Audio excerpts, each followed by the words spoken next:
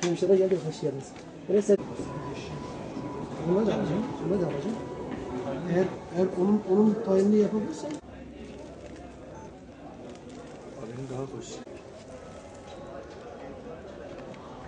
Vazgeçilmezlerimiz bizim dağ çayı, anamur çayı diye de geçer. Zencefil yine vazgeçilmezdir. Kış aylarının vazgeçilmezidir. Keza ıhlamur göğsü yumuşatır. Öksürükte çok iyidir. Dağ çayı boğaz ağrılarında, faranjit gibi, ses kısıklıklarında birebirdir. Kuşburnu bol bir C vitaminidir. Yine kışın vazgeçilmezleridir. Tarçın aslında her evde bulunması gereken nadide bitkilerden biridir.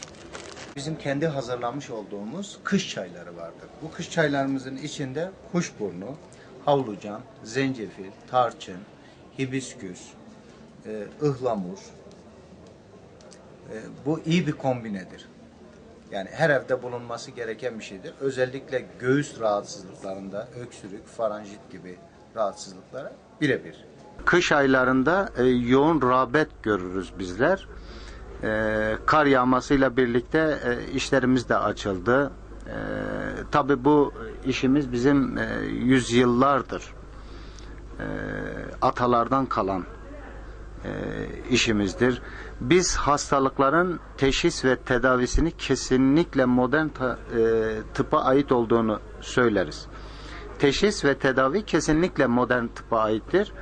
Biz gıda takviyesi uyguluyoruz. Bizimkisi tamamen gıda takviyesidir ve doğal ürünlerdir.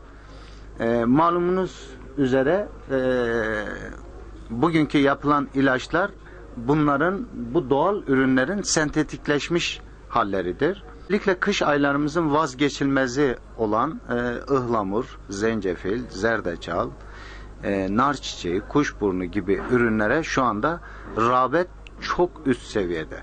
Yani bazen ürün bulamadığımızda oluyor. Neden insanlar bunu tercih ediyor? İlaçlar buna çoğu zaman cevap veremiyor.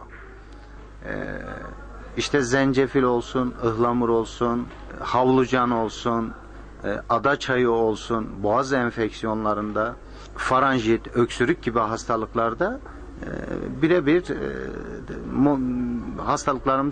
hastalarımıza yardımcı oluyoruz. Şunu söyleyeyim, özellikle boğaz ağrılarında zencefil ve zerdeçalı karıştırıp balla veya sütle tüketsinler. Yine halkımız kış aylarında özellikle ıhlamur, zencefil, havlucan, tarçın, ada çayı bu tür kombineleri denesinler. Ben 4 yıldır Muş'a geldim. Tabii eskiyim bu işte. Hakikaten böyle bir rağbet beklemiyordum. Rağbet beklentimin de üstünde oldu. Yani halkımız bu konuda çok bilinçlendi. Doğal ürünlere yöneldi. Bu beni şaşırttı. Özellikle Muş ilinde böyle bir rağbet göreceğimi hiç tahmin etmiyordum. Medyanın da rolü çok fazla. İnsanlarımızın da doğal ürünlere geri dönüşü diye düşünüyorum.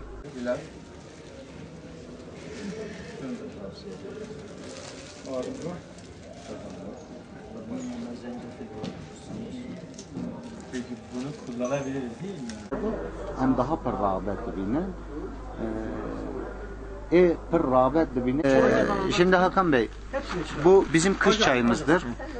Bu kombineyi kendim yaptım. İçinde ıhlamur, zencefil, havlucan, ada çayı, kuşburnu, hibisküs gibi bir kombinedir. Özellikle kış aylarımızın vazgeçilmezidir. Yani soğuk algınlıklarında, boğaz enfeksiyonlarında, göğüs sıkıntılarında birebirdir. Bu karışımın bir tutamını demliğinize atıyorsunuz. 5 ile 10 dakika demlendikten sonra balla tatlandırıp ailece rahatlıkla tüketebilirsiniz.